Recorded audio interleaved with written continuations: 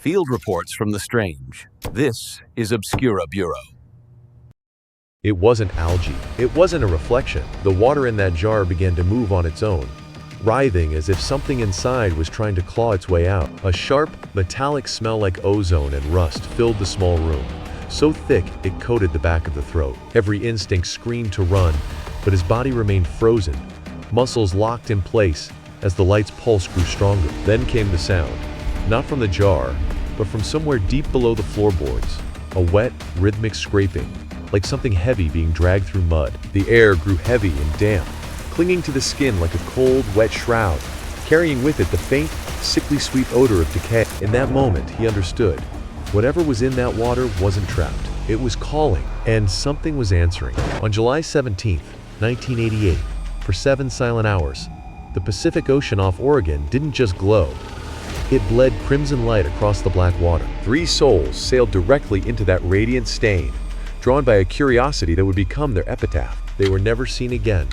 Not a body, not a splinter of wood, but their camera survived, and this is what it recorded in those final moments. The video cuts to grainy, shaky VHS footage. A small boat is silhouetted against a sea that is violently, impossibly red. Not on the surface, but from within, as if the water itself is a living, luminous wound. A distorted voice on the tape screams, "It's not in the water." Our tale doesn't begin with the Crimson Tide itself, but with 3 friends in the drowsy coastal town of Rock Point, Oregon. First, John, a former marine biologist turned charter boat captain whose pragmatism borders on stubbornness, and his sister, Sarah, a photographer chasing that one shot that could define her career. They were about to find more than they ever sought in these waters. Then there was Mike, Sarah's boyfriend, the cheerful skeptic who tagged along for the ride, and the free beer. Mike chuckled softly as he loaded their cooler into the boat. Sarah had heard the local fishermen's hushed warnings,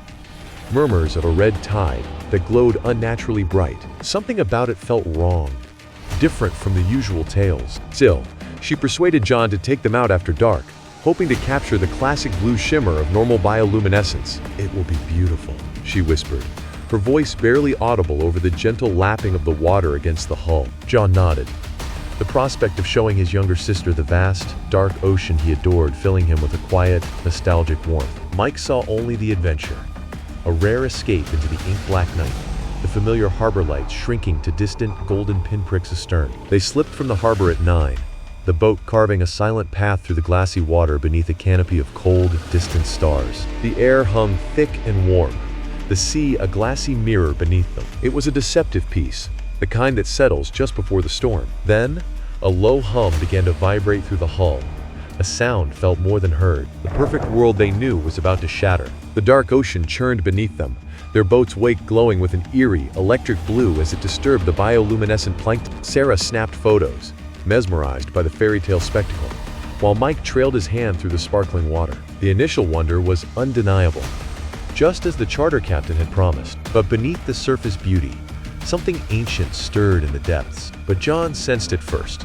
A subtle shift in the water's consistency. Not a wave, but a gradual thickening, like cold syrup. The temperature dropped sharply, carrying a faint scent of brine and decay. Something unseen was changing the very nature of the sea around him. The engine's pitch dropped, straining against some unseen resistance. Then the ocean's blue began to transform, deepening into violet at the wake's edges. The water turned a sinister, deep purple, glowing with an unnatural phosphorescence. Then Sarah's voice, filtered through a recording static.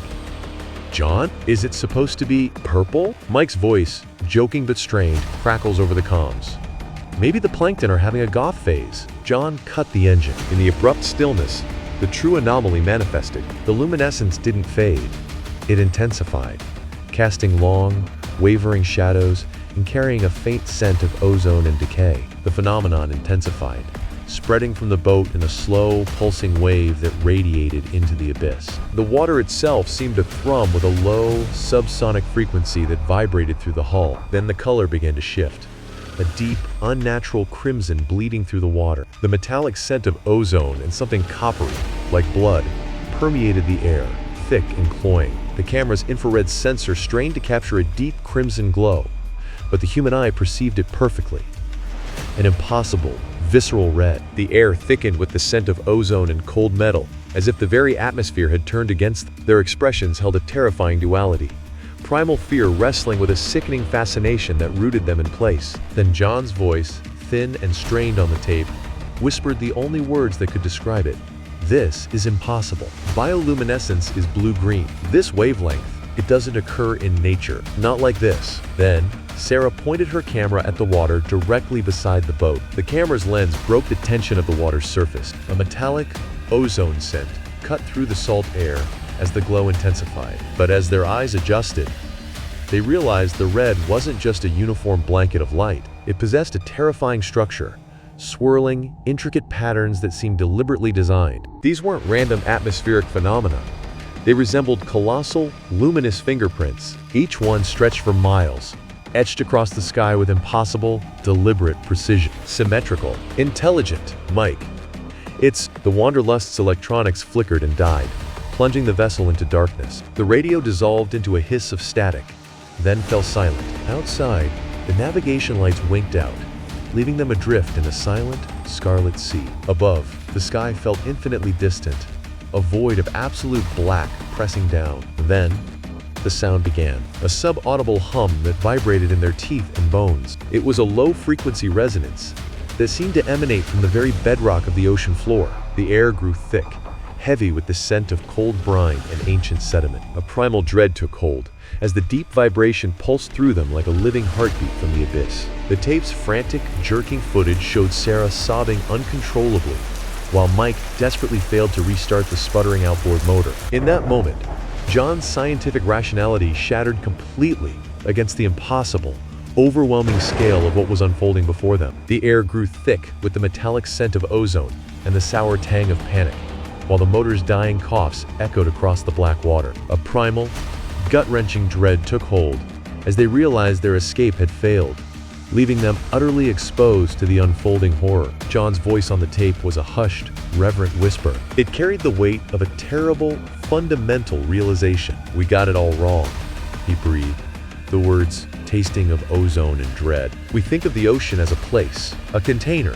What if it's not? What if it's an organism? And this is its nervous system lighting up." Mike's hands trembled as he sealed the jar, capturing the furious, crimson glow. Instantly, the entire bay fell into a profound stillness. The air grew heavy with the metallic scent of ozone and decay. A primal dread took hold, the silence broken only by the sticky drip of water from the jar. Then, the hum ceased all at once. Absolute silence fell, more terrifying than the noise had ever been. The air grew heavy with the scent of ozone and salt, and deep below, the red glow in the sea began to recede, but not away from the boat. It recedes toward them, converging from every point of the horizon, a scarlet net closing in. "Sarah, it's mad." We took a piece of it. The crimson light focused directly beneath their hull, transforming into a searing pillar that erupted from the abyss. The water didn't boil.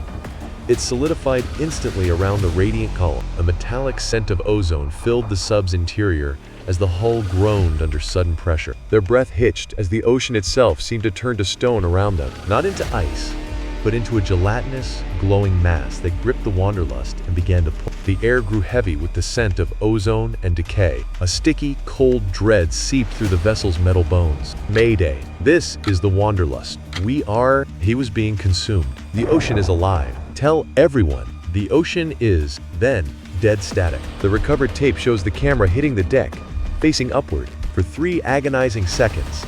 The mast is silhouetted against a swirling red vortex churning in the water below. Then, a wave of that solid, glowing crimson jelly slides over the lens. The image turns to a blinding, uniform red, then cuts to black. A quiet shot of the Oregon coast at dawn. Peaceful, normal. The Coast Guard found the Wanderlust at first light, drifting empty. The engine was cold. The boat lay there, completely empty. No trace of John, Sarah, or Mike remained. The air carried a faint metallic tang, like ozone after a storm. Everything was just gone. On the deck lay Sarah's camera, its film inexplicably rewound to the beginning. The official report dismissed it all as a freak algal bloom and panic-induced drowning. But the evidence told a different story. The sample jar, now sealed in an evidence locker, contained only inert, ordinary seawater. What had been captured in that water before it vanished?